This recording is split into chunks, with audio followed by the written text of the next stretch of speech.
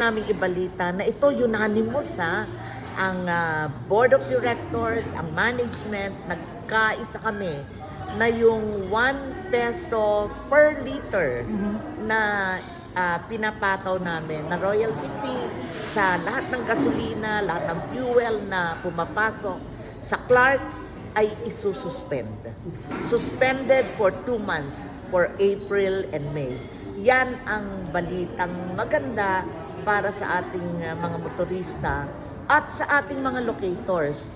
At yaan ang contribution ng CDC para maibsan ng konti ang ating pagtaas ng fuel. Sana makabawas ito.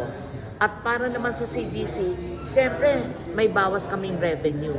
Pero sakripisyo, pare-pareho.